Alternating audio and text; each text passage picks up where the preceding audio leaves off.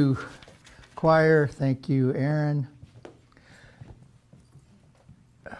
As I was preparing for today, this talk, I was standing in the kitchen and I was looking at the counter, and there's a big old apple pie.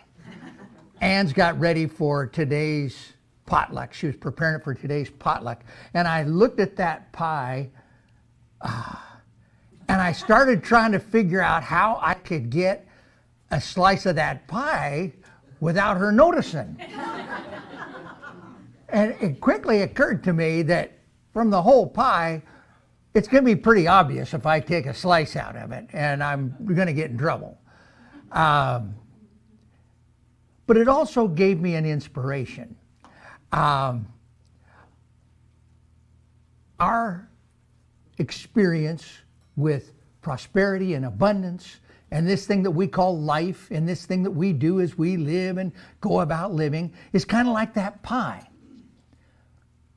But instead of being finite and being really noticeable if we take a slice out of it, the pie of the divine, the pie of life, is infinite in every direction. We can take as many slices of that pie as we want. And it's always going to be perfectly whole and complete. We can never detract from the infinite. So the theme for this month has been finances. The title of my talk today is Take a Slice of My Pie. I have three major points. I'm going to talk about the source of all of our good is infinite. Then I'm going to talk about assimilation. And finally, I'll talk about release. Well, welcome everyone. Thank you for being here today. Thank you to those of you watching online. It is indeed an honor for you to allow us into your homes and into your life. Thank you. The source of all of our good is infinite. Charles Fillmore declared that it is a sin to be poor. Sin meaning missing the mark. It's an archery term, and a sin was to miss the mark. When we hit the mark, like in a bullseye, of the true nature of the infinite, we no longer believe in the old ways and old fears of divine disapproval and reprisal. We step into the freeing awareness of an infinite presence of thriving extravagance and the joy of full expression. We are that. Or, as Ernest Holmes stated it so well, it is right that we should be successful, for otherwise spirit is not expressed. The divine cannot lack for anything, and we should not lack for anything that makes life worthwhile here on earth. It makes perfect sense. God, Spirit, the thing itself, is infinite, is greater than everything. It has made all of everything, and it cannot lack of anything. And we are products of that. Therefore, we cannot lack for anything. So, what is stopping the flow of that goodness, whether it be monetary, prosperity, abundance, or whether it be health or whatever? What stops that flow from coming into us? We do. Eric Butterworth in Spiritual Economics wrote, "There is little likelihood that your life can become fully functioning with prosperity unless you have a positive and creative attitude toward money." That is, unless you have a positive attitude toward life, unless you can look at all of this and see that beneath the veneer of something different, that it is good, it is for each and every one of us, it's going to be really difficult to achieve. Also helping to constrict that, and I've talked about all the ways that we constrict or we block that flow, but one of the things that we do is that there's an idea that in order to be spiritual or religious or enlightened, you have to be as poor as a church mouse. And we should never pray for material things. We should never pray for money. Once again, Ernest Holmes. The idea that it is wrong to treat or pray for what we call material goods is based on the belief that reality and actuality are separated by a gulf which can be bridged only through individual suffering, impoverishment, and misery. That man may be redeemed in some uncertain future, but not here and now. And the inspirational quote, it was great. It absolutely describes. Holmes was brilliant. And I love it. And I'm not going to make you repeat it. But I always have an abundance of money and an abundance of whatever it takes to make life happy and opulent. There is a continuous movement toward me of supply, of money, of all that I need to express the fullest life, happiness, and action. And I think when we can train ourselves to let go of the fears, to let go of the not worthies, to let go of all of the other stuff, and embrace this concept that there's an abundance of goodness coming to me right now, we can move past the blockages.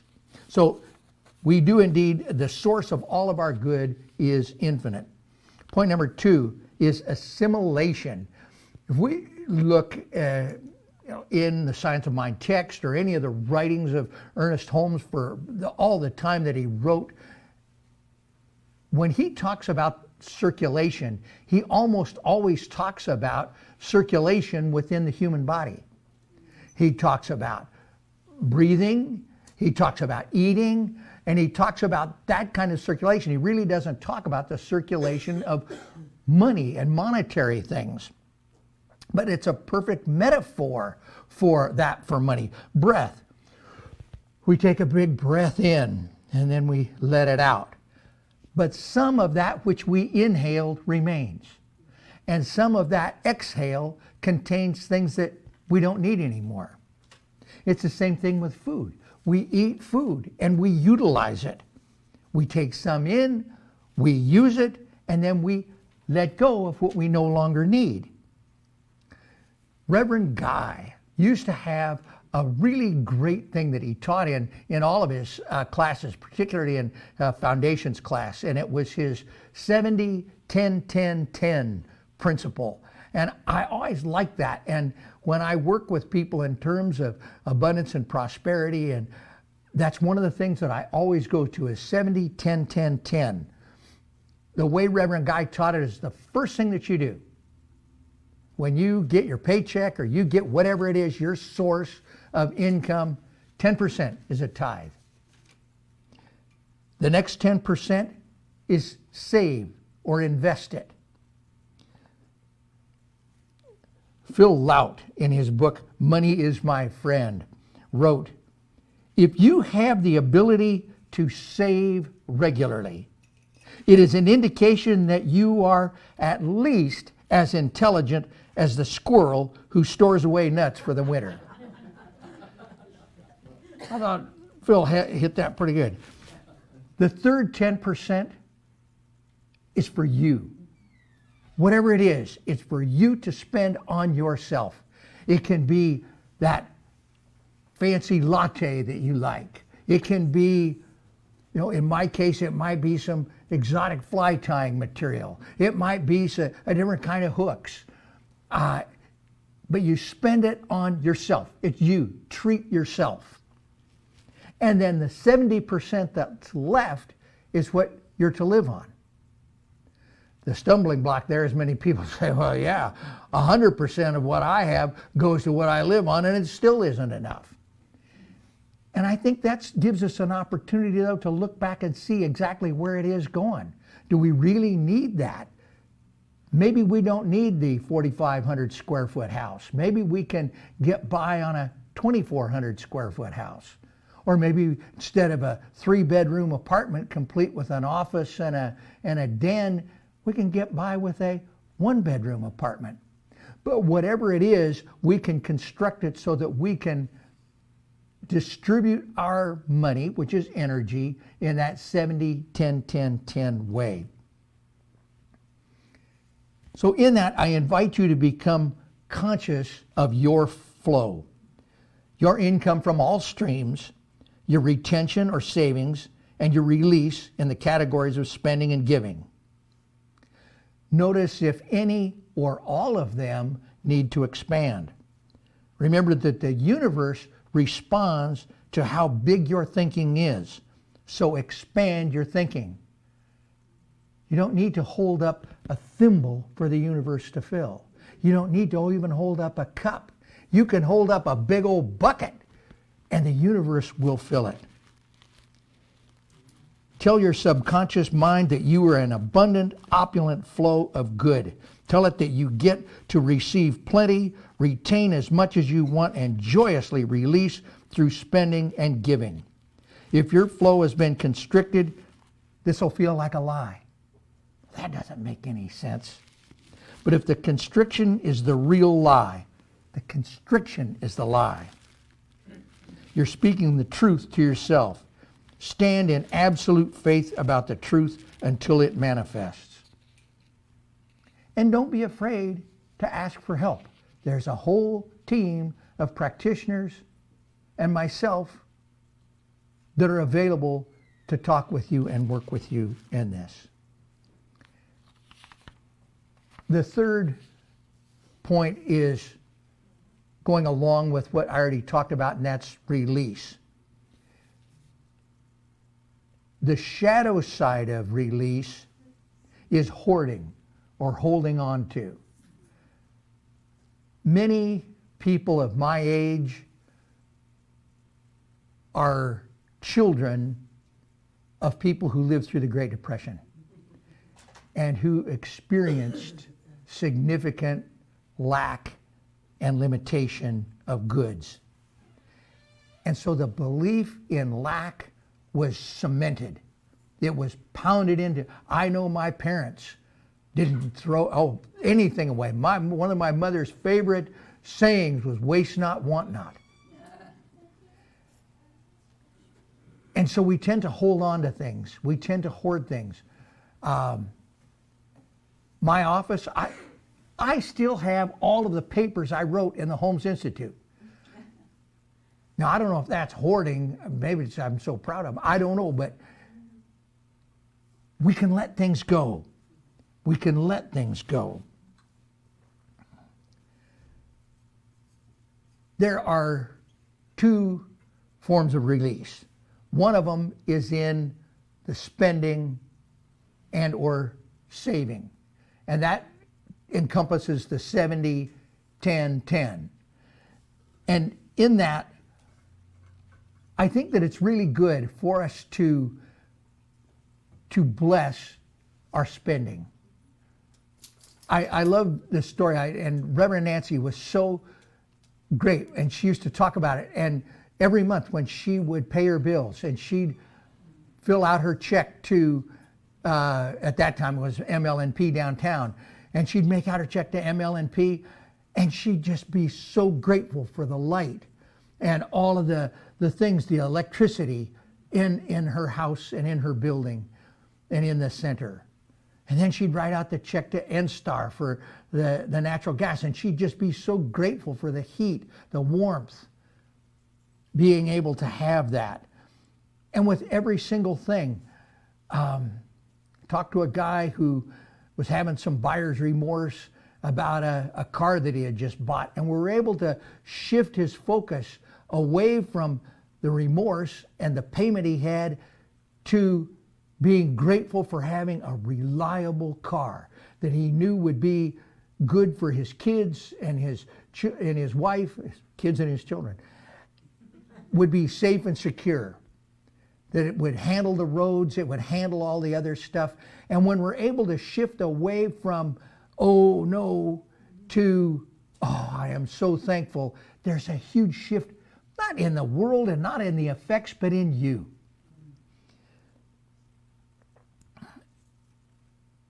Then the last 10%, that tithing.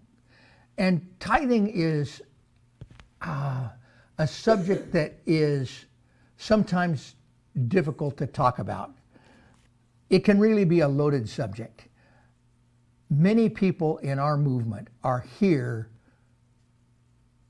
because we don't hammer on tithing. We don't say that you have to give 10% of your income or 5% of your income or anything else. We don't have constrictions on that. We don't have any rules about it. And some people are here simply because they have been wounded because they weren't able to give 10%. They weren't able to give 5%. And they were chastised and beat up on by other organizations because they didn't give enough. And so sometimes me goes overboard in avoiding talking about tithing and financial support of our center and this movement. But this practice of tithing is simply that. It's a practice. It's a practice of giving and receiving. It's one of the things that we believe in. But you're not going to displease God if you don't tithe. You're not going to get punishment from the universe if you don't tithe. You just won't be able to experience the benefits that conscious giving can bring to you. It's just like you wouldn't be able to experience the benefits of meditation or yoga if you don't participate. You know, we have meditation every Wednesday night. Reverend Linda is on it every night, and it's a wonderful thing. But you're not going to be punished if you don't show up for Reverend Linda's meditation. I think here soon we're going to return to meditation on Sundays before service. You're not going to get blackballed if you don't show up for meditation. Nobody's going to say anything. But you won't be able to receive the benefit from it. It's an opportunity to grow. And this thing of tithing, this thing of conscious giving to our center, it's an opportunity to continue the flow of money in such a way as to uplift the entire world. It's just like what we're doing with this project for Western Alaska. This one isn't our normal monthly donation. I forget who it is this month. My Ann could tell me, but my memory slips. But we have a regular participant this month. This was designed for the PFD. I don't think any of us anticipated a PFD as large as it was. And so this is an opportunity for us to share from our largesse, from the benefit that we got to help the people in Northwest Alaska that got slammed by those. Now, they're getting assistance from other places, but nobody is coming close to being made whole. I mean, there is still a tremendous amount that needs to be done. And the organization that we picked to give it to, 100% of our gift goes directly to the people to help them do it. And Rasmussen Foundation is covering all of their administrative costs of giving this program. So that's one of the reasons that we picked them. And it invites you to join us in it, to share some of this wonderful PFD that we all got. And it doesn't have to be the full 10% of, what was it, 3,284? You don't have to do 10% of that. You don't have to do 5% of that. If your normal giving is $25, you can make a special payment of $28.54 or whatever it is. But it's giving not out of obligation or because you've been told to or you have to or you're afraid of reprisal. It's giving out of joy. It's giving out of your heart. It's to make you happy. And when you can help somebody else that has been slammed with these terrible storms, I think it makes us all better. Conclusion.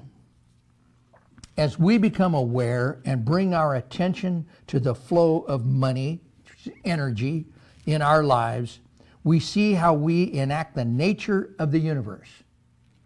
Everything is in the process of giving, retaining, and releasing. If we're experiencing flow difficulties, it may be time to call in a consciousness plumber. That would be a practitioner, to clear out your stuckness. Are you open to receiving and creating a greater opening? Do you care enough about yourself that you realize that you deserve to keep some of that flow? And do you trust that the infinite flow enough to gratefully and joyfully release? To rephrase that old saying, God loves a cheerful giver, receiver, and retainer. All of these aspects of the one process of divine flow of life energy. Money is a divine idea that supports and embodies that flow. As we become at peace with the truth of money, our finances reflect that peace. The naturally abundant nature of the divine shows up everywhere in our lives, and we live in joyful participation of the divine flow. And so it is with awareness of our place in that divine flow of goodness, not only of money and finances, but the divine flow of love, the divine flow of health, the divine flow of our connection with one another and our connection to God. It is with that awareness that I invite my colleagues, the practitioners, to join me in knowing and holding a higher truth for our congregation, for our city, our state, our world. That there is indeed a power in the universe that is greater than we are, and we can use it. We can step into it. We can allow it to guide us. We can allow it to support us, and we can open up and receive all of the goodness. And I speak my word now for those who are experiencing grief and loss.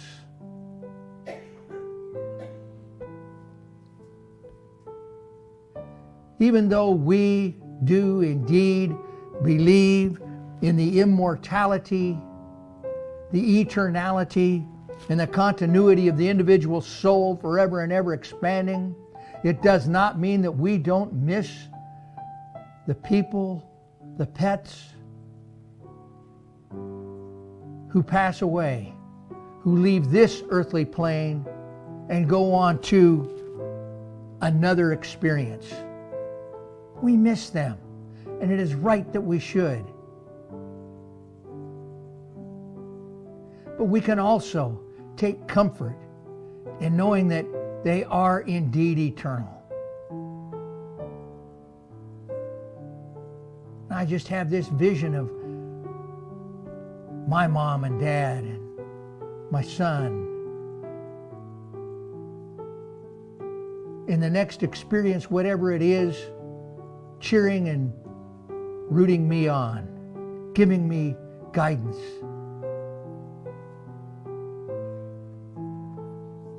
I see pets that I've lost and cherish their love as an example of how I can love better. So we just give thanks. We give thanks for this awareness. We give thanks for the love of life. We give thanks for our prosperity and abundance. And now we just step back, we let it go, we let it be, we allow that divine current to flow through us, on and out. And so it is. Amen. Namaste.